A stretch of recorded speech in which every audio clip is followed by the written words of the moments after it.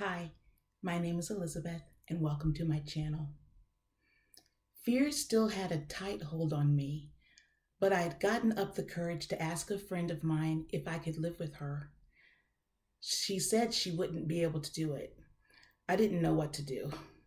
Somehow, I prayed to God about my situation and got up another bit of courage to ask another friend of mine if I could live with her. She said yes.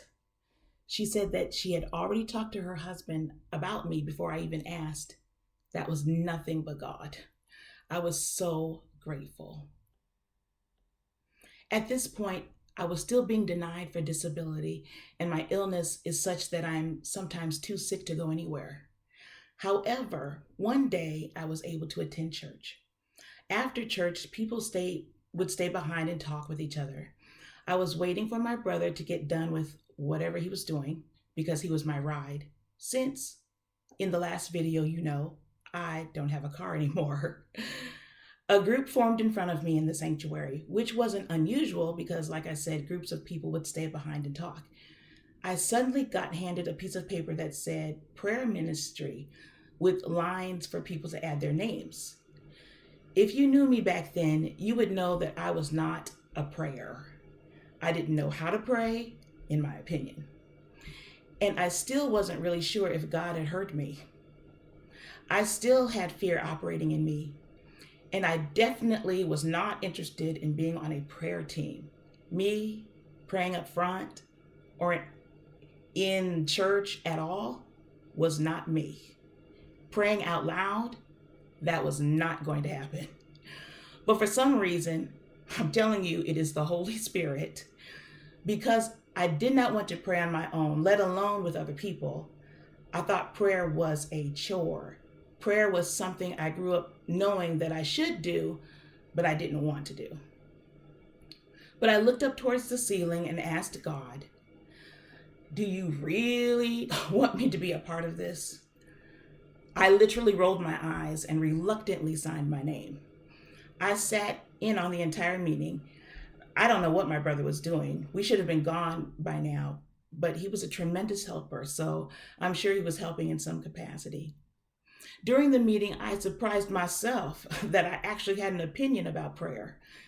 And I actually even stayed afterwards to talk to the prayer leader about my ideas. I didn't even know I had ideas. My prayer life was torturous. I thought it was torture to have to pray, even by myself. At this point, I just prayed because I thought I had to, not because I had a real relationship with God. Quite a few months passed, and the friend I was staying with and her family decided to move out of state. This meant that I had to find a new place to stay. I didn't know it at the time, but God was really intervening for me. Thankfully, I was able to stay with another friend of mine. During this time, I had decided that I really wanted to seek God. My prayer to God was that He show me who He is.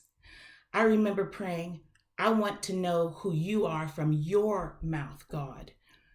I had no idea where that prayer would lead me, but I started consuming as much as I could about God as possible. I listened to and watched sermons, one after the other. I sought after the face of God. Because I was ill and couldn't attend church, I started watching sermons on Roku and YouTube at this friend's house.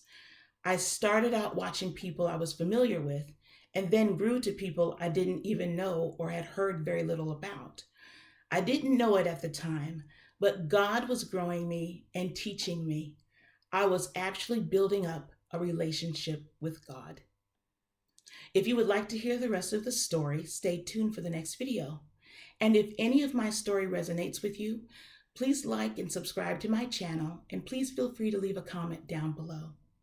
Remember that you too can live fearless, faith-filled, and free.